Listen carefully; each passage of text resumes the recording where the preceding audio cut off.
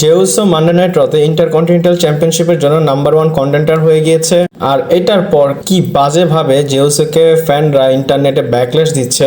আর যদি স্পেশালি বলি, টুইটারে আরো বেশি পচানো হচ্ছে। আর আপনারা যদি টুইটারে অ্যাক্টিভ হন, সেখানে অনেক বেশি জাঙ্ক হয়, আপনারা তো জানেনই। বাট একজন এই পৃথিবীতে জেউসোর নাম্বার 1 কন্টেন্ডার জেতার পর খুশি হয়েছে, সেটা হচ্ছে রিয়া রিপ্লি। আর আপনারা এখানে রিয়া রিপ্লি টুইট দেখতে পাচ্ছেন। আর এখানে ডাব্লিউডাব্লিউ লিখেছিল নাম্বার 8 কন্টেন্ডার #WWE র। আর এখানে ছবিটা আসতেছে না কারণ আমাদের এখানে তো ব্লক করা থাকে। আর এখানে রিয়া রিপ্লি চোখে পানি চলে আসার একটা ইমোজি দিয়েছে। আর এটা দিয়ে রিয়া রিপ্লি মনের ভাবটা প্রকাশ করেছে। আর আমি চিন্তা করতেছি এখানে জেউসোর বাবা রিকিশি কিভাবে রিয়েক্ট করে, কারণ সে চায় জেউসোকে অন্য লেভেলে বুকিং করা হোক, কিন্তু এখানে ডাব্লিউডাব্লিউ রিয়া রিপ্লির সাথে তার একটা অ্যাঙ্গেল দেখাচ্ছে। আর জেউসো তো ইন্টারকন্টিনেন্টাল চ্যাম্পিয়নশিপের জন্য অলরেডি ম্যাচ পেয়েছে, দেখি এইদিকে কি হয় আর রিয়া রিপ্লির দিক থেকে কি হয়। আর আজকে অনেক ইম্পর্টেন্ট আপডেট দেব, চলুন শুরু করা যাক। Hello viewers, welcome to Rachel Bangla BD. প্রথমেই বলি, মানডে নাইট র 2 ঘন্টা টানা চলবে সেটার বিষয়। আর এটা ডাব্লিউডাব্লিউই অফিসিয়াল করে দিয়েছে। আর এটা কেন করেছে সেটার পিছনে অনেক কিছু হয়েছে, মানে অনেক ঝামেলা হয়েছে, সবকিছু আপনাদের ভেঙে ভেঙে বলবো। আর সবার প্রথমে আপনারা এই টুইটটা দেখেন। এখানে ডাব্লিউডাব্লিউ বলতেছে ইউএসএ নেটওয়ার্কের উপর মানডে নাইট রটা আসবে। আর এটা হবে 8 PM থেকে 10 PM পর্যন্ত, মানে 2 ঘন্টার শো। আর এটা শুরু হবে 7 অক্টোবর থেকে 30 ডিসেম্বর পর্যন্ত। আর এমনটা কেন হচ্ছে আগে আপনাদের বলি, জানেন আপনারা নেটফ্লিক্সে মানডে নাইট রটা যাবে, এটা তো 2025-এ যাবে। তো 2024 সালে যেই কটা মাস আসে সেখানে তারা কিভাবে তাদের শোটা চালাবে বা কোন টিভিতে চালাবে সেটাও দেখার বিষয়। আর এই শোটা তো 2 ঘন্টার জন্য হতে যাচ্ছে। আর সেই জিনিসটা কি যদি নেটফ্লিক্সে যায় সেখানেও কি 2 ঘন্টার হবে কিনা, অথবা এটাকে আবার 3 ঘন্টার করতে পারে কিনা, এটার পিছনে অনেক বেশি কনফিউজ, এটা এখনো শিওর হয়নি। আর অনেকে এটাও বলতেছে ডাব্লিউডাব্লিউ অলরেডি প্র্যাকটিস করা শুরু করে দিয়েছে, তারা যদি নেটফ্লিক্সে যায় তাহলে 2 ঘন্টার একটা ফরম্যাট তারা দেখাবে। এর জন্য তারা ইউএসএ নেটওয়ার্কের সাথে 2 ঘন্টার একটা ডিল সাইন করেছে নতুন। আর আমার কাছে মনে হয় ডাব্লিউডাব্লিউ প্রিপারেশন নিচ্ছে যে 2 ঘন্টা যদি শো করে অ্যাড ছাড়া, তাহলে এটা কেমন হবে যদি নেটফ্লিক্সে যায়, ফ্যানরা কিভাবে রিয়াকশন দিবে সেটা দেখার জন্য। আবার এখানে আরেকটা বিষয় আছে, স্ম্যাকডাউনটা কি 3 ঘন্টার হবে কিনা যদি রটা 2 ঘন্টার হয়ে যায়। আর এখানে কিন্তু অনেক কনফিউজ আছে। বাট ডেভ মেডিসার সে একটা রিপোর্ট দিয়েছে, এখানে আপনারা ভরসা করতে পারেন। সে বলে ইউএসএ নেটওয়ার্কের উপর রটা এনেছে কারণ র তাদের অনেক জায়গায় পসিবিলিটি ট্রাই করেছে। কারণ আপনারা জানেন র এর ডিল অলরেডি শেষ হয়ে গিয়েছে এবং 2-3 মাসের গ্যাপটা কোন দিক দিয়ে ফিল করবে, এটার জন্য ডাব্লিউডাব্লিউ পিককের কাছেও গিয়েছিল এবং অন্য অনেক টিভি চ্যানেলের কাছে গিয়েছিল। বাট তারা ইউএস এর সাথে সাইনটা করেছে। আর এই সাইনটার জন্য ইউএসএ নেটওয়ার্ক তাদেরকে $25 মিলিয়ন দিয়েছে। আমার মনে হয় এটা বাংলা টাকায় 10 থেকে 12 কোটি টাকা। আর এখানে জাস্ট 8 থেকে 10টা এপিসোড হবে। আর এটা হবে জাস্ট 2 ঘন্টার শো। আর এখানে কিন্তু আপনারা দেখেন ডাব্লিউডাব্লিউ অনেক বড় একটা চেঞ্জ করতেছে। আর আমার মনে আছে যখন ভিন্স ম্যাকম্যান চালাতো তখন অনেক ফ্যানরা বলতো যে রকেও 2 ঘন্টার একটা শো করে দাও। আর সেটা অনেক আগের কথা, তখন মনে হতো যে রটা অনেক ফিকা ফিকা। বাট এখন দেখেন এখানে অনেক ইম্পর্টেন্ট জিনিস হচ্ছে। আর অন্য ছোট ছোট জিনিস ডাব্লিউডাব্লিউ ফিলারের মতো ইউজ করে, বাট মেজর জিনিস কিন্তু রতে আমরা দেখতে পারি। আর এইসব প্রবলেম, এইসব সমস্যা ডাব্লিউডাব্লিউর মধ্যে চলতেছে। তারা জাস্ট সমাধানের জন্য 2 ঘন্টার একটা শো ইউএসএ নেটওয়ার্কের সাথে ডিল সাইন করেছে। আর 2 ঘন্টার শোতে কিন্তু কমার্শিয়াল হবে, অ্যাডভার্টাইজ তারা অবশ্যই দিবে, কিন্তু স্ম্যাকডাউনের মতো খুব কম দিবে।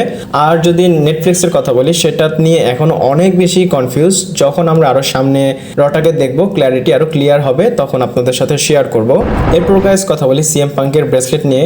আর সিএম পাঙ্কের ব্রেসলেট তো অলরেডি ড্রু ম্যাকইন্টায়ার ছিঁড়ে ফেলেছে, বাট ডাব্লিউডাব্লিউ এটা বিক্রি করতেছে। আর ড্রু ম্যাকইন্টায়ার কিন্তু বলেছিল ডাব্লিউডাব্লিউ ফ্যানদের লুটে পুটে খায় একটা প্রোমোতে। আর ড্রু ম্যাকইন্টায়ার কথাটা ভালো না খারাপ বলেছিল আমাকে কমেন্ট করে জানাতে পারেন। আর এই ব্রেসলেটটা তারা $9 মানে $10 মতো বিক্রি করতেছে। আর আমার মনে হয় এখন অলরেডি এটা সোল্ড আউট হয়ে গিয়েছে। আর ড্রু ম্যাকইন্টায়ারের কথা কেন বললাম, ড্রু ম্যাকইন্টায়ার এটার দাম বলেছিল 50 cent piece of trash, but 50 cent এটা বিক্রি করতে পারবে না, তারা অলরেডি $9 $10 বিক্রি করতেছে। আর আমি কিন্তু আমার একটা ভিডিওতে বলেছিলাম এই ব্রেসলেটটা কোন ফ্যান দিয়েছিল, এবং তাকে নিয়েও এখন নতুন ফ্যানরা কথা বলা শুরু করেছে। এবং ওই ফ্যানটা টুইট করে এবং সে বলে আমাকে তো ইনফর্ম করা উচিত ছিল। এবং অনেক ফ্যানরাই বলতেছিল যদি কোনো পার্সন ভিক্টোরিয়াকে দেওয়া হয় তাহলে এটা ডাব্লিউডাব্লিউর লয়ালিটি দেখানো হবে। এরপরে সে আরো একটা টুইট করে, সে বলে যে আমি যে এই ব্রেসলেট ব্রেসলেটটা দিয়েছিলাম এটা জাস্ট আমি সিএম পাঙ্ককে দিয়েছিলাম, আমি পুরা দুনিয়ার জন্য দেইনি। আর এখন ডাব্লিউডাব্লিউ এটা পুরা একবারে বিক্রি করতেছে।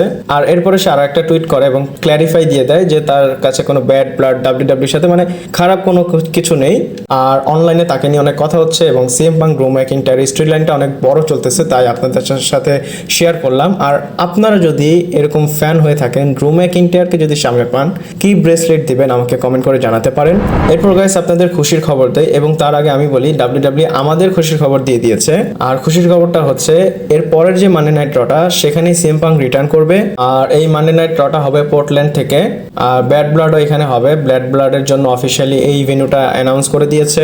আর এদের মধ্যে কত বেশি ইন্টেন্স আপনারা তো জানেন। তো দেখি সিএম পাঙ্ক যদি রিটার্ন করে তাহলে ড্রু ম্যাকিন্টায়ারের সাথে কি অবস্থা বা তার সাথে কি হয় সেটাও দেখতে অনেক বেশি ইন্টারেস্টিং লাগবে।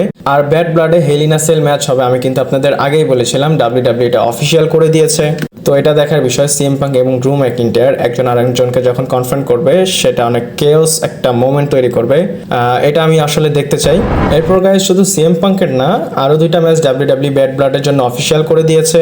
প্রথম ম্যাচটা হচ্ছে রিয়া রিপ্লি এবং লিভ মর্গানের সাথে, যেটা চ্যাম্পিয়নশিপের জন্য হবে। আর এই ম্যাচে কোনো স্টিপুলেশন দেয়নি। আর সেকেন্ড ম্যাচটা হচ্ছে ফিন বেলার এবং ডেমিয়ান প্রিস্টের মধ্যে ম্যাচ, আর এগুলো ব্যাড ব্লাডে হবে। আর এখন স্টোরি লাইনটা এমন ভাবে ডাব্লিউডাব্লিউ প্রোগ্রেস করতেছে, আগে যখন পিপিভি গুলো হতো সেখানে 4টা থেকে 5টা ম্যাচ করতো, এখন মনে হচ্ছে ডাব্লিউডাব্লিউ ব্যাড ব্লাডে একটু তাদের ম্যাচ নাম্বারটা একটু বড় করবে, বা তারা 5টার বেশি অধিক ম্যাচ বুকিং করবে। এন্ডে গিয়ে ডাব্লিউডাব্লিউ কি করে সেটাও দেখার বিষয়। এরপর গাইস আপনাদের এই ছবিটা দেখে কোন কমেন্টটা বা কোন ইমোজিটা মনে আসে বা যেটা ভালো লাগে সেটা আমাকে কমেন্ট করে জানাতে পারেন। আর ড্রু ম্যাকিন্টায়ারের যে ছবি আসবে বাতিস্তার সাথে সেটার প্রিমিয়ার হয়েছে। আর ড্রু ম্যাকিন্টায়ার তো যেতে পারেনি, কিন্তু এখানে সাশা ব্যাংকস এবং বেইলি গিয়েছিল। আর তাদের মাঝখানে আছে ক্রিস ভ্যানভলিট, সে অনেক বড় হোস্ট বা ইউটিউবারও বলতে পারেন, পডকাস্ট অনেক কিছুই সে করে থাকে। আর এখানে সাশা ব্যাংকস এবং বেইলি রিল্যাক্সের ছবি তুলেছে। আজ থেকে 3-4 বছর আগে যদি এইভাবে কোনো একটা কোম্পানির সাথে আরেকটা কোম্পানির সুপারস্টারের ছবি লিক হতো সেটা অনেক বেশি টুইটারে এবং ইন্টারনেটে ভাইরাল হয়ে যেত। এরপর গাইস কিছুটা রোমান রেইন্সের বিষয়ে কথা বলি। আর 162 ডেজ হয়ে গিয়েছিল যখন রোমান রেইন্স টিভিতে লাস্ট বলেছিল একনলেজ মি। আর এই দুইটা ওয়ার্ডসের জন্য কিন্তু সে অনেক বেশি ফেমাস। আর সে কিন্তু সবসময় তার প্রোমো এটা দিয়েই শুরু করে। রোমান রেইন্স তো রিটার্ন করেছে, বাট এই কথাটা কিন্তু আমরা রেসলমেনিয়ার আগে শুনেছিলাম।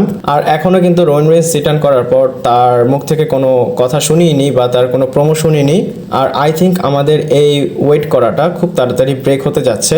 আর আজকের ভিডিওটা এই পর্যন্তই ছিল। ভালো লাগলে লাইক, কমেন্ট, শেয়ার, সাবস্ক্রাইব করে পাশে থাকবেন। পরবর্তী ভিডিওতে আবার দেখা হচ্ছে।